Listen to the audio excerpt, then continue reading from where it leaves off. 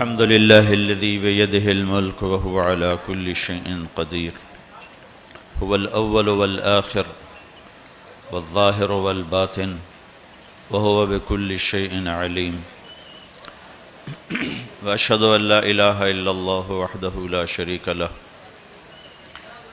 وأشهد أن سيدنا ومولانا محمدا عبده ورسوله أما بعد فأعوذ بالله من الشيطان الرجيم بسم الله الرحمن الرحيم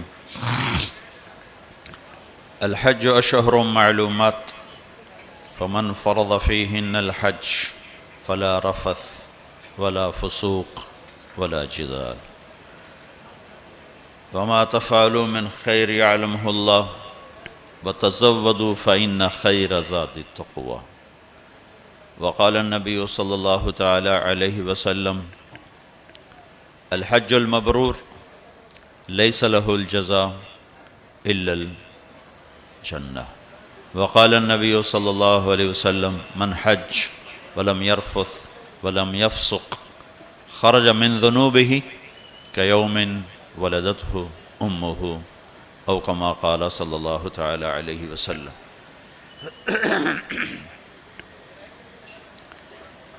میرے بھائی اور بہنوں،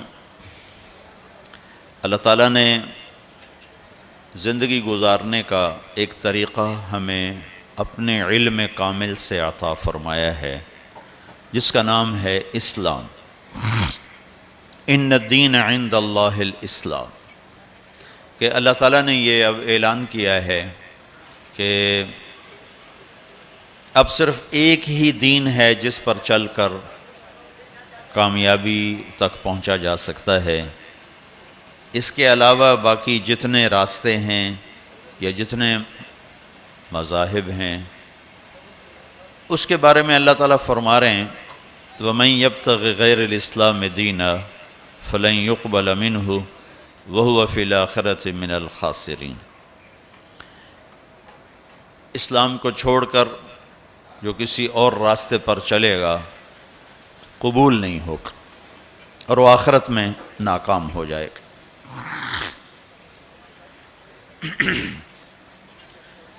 سارا اسلام دو چیزوں کا مجموعہ ہے،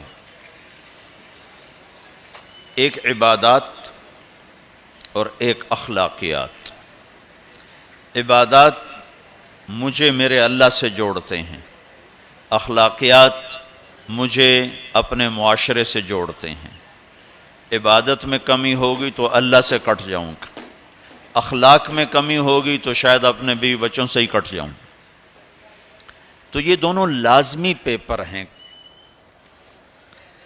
کچھ لوگ اس طرح سوچتے ہیں کہ یہ خدمت خلق کرو، اللہ کو عبادت کی کیا ضرورت ہے، فرشتے ہی بہت.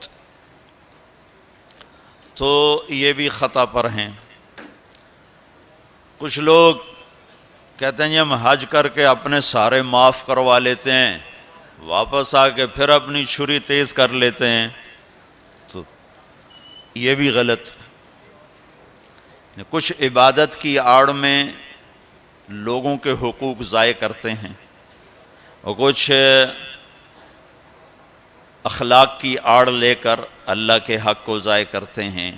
یہ دونوں سوچ غلط ہے. چونکہ میں تو خود دنیا میں آیا نہیں تو زندگی گزارنے کا بھی مجھے طریقہ معلوم نہیں. جس نے مجھے پیدا کیا وہی جانتا ہے کہ میرے لیے کون سا راستہ سلامتی کا ہے. ہم گھروں میں روزانہ دیکھتے ہیں، او بھائی چائے دودھ والے، او میاں بھائی یہ آپ بیت تھوڑی دیر بیٹھ جاؤ بھائی، یہ بات ہو لینے دو، بعد میں شروع کرو. تمہاری تو کاروباری مجبوری، میری تو کوئی مجبوری نہیں ہے، لہذا میں تو جو بات سنانے آیا ہوں وہ اس میں خلل ہو رہا ہے، وہ آپ سن لیں پھر کھاتے پیتے رہنا. تو جب ہم اس دنیا میں اپنے ارادے سے نہیں آئے اور جانے کا ارادہ بھی کسی کا نہیں ہوتا، لیکن جاتے ہی ہیں اس سے کوئی راستہ بھی بچنے کا نظر نہیں آتا. صرف ایک ہستی ہیں محمد مصطفیٰ صلی اللہ علیہ وسلم، جن سے اللہ نے پوچھا آپ آنا چاہتے ہیں یا رہنا چاہتے ہیں. صرف ان کو یہ ایک اضافی اعزاز، اکرام، عزت کہ میرے حبیب سے پوچھو. ملک الموت کو حکم ہوا کہ ایک تو پوچھ کے اندر جانا ہے، بغیر پوچھے نہیں جانا، اور ایک اجازت لے کر لانا ہے، بن اجازت نہیں لانا. تو ملک الموت نے حاضر ہو کر یہ عرض کی. پہلے جبریل اندر آئے. 12 ربیع الاول 11 ہجری، 7 جون 633 عیسوی اور 10 سے 12 کے درمیان کا ٹائم اندازاً. تو جبریل نے کہا یا رسول اللہ، باہر ملک الموت حاضر ہے، اندر آنے کی اجازت چاہتا ہے. آپ نے کہا کوئی رکاوٹ نہیں، آ جائے. تو اس نے آ کر آپ کو سلام کیا، السلام علیکہ یا رسول اللہ. پھر کہنے لگا آپ پہلی ہستی ہیں جن کو سلام کر رہا ہوں، آج تک کسی کو سلام نہیں کیا. پھر اس نے کہا آپ پہلی ہستی ہیں، اللہ نے فرمایا پوچھ کے اندر جانا، بن پوچھے نہ جانا. آپ پہلی شخصیت ہیں، اللہ نے فرمایا آنا چاہیں تو لے آنا، رہنا چاہیں تو چھوڑ کے آ جانا. اس لیے اب جو آپ فیصلہ کریں گے میں اسے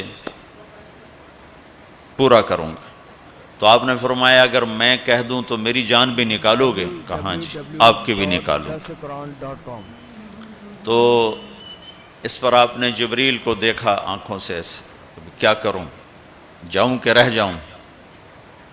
تو اس پر جبریل نے عرض کی یا رسول اللہ، اللہ آپ کی ملاقات کے شوق میں ہے،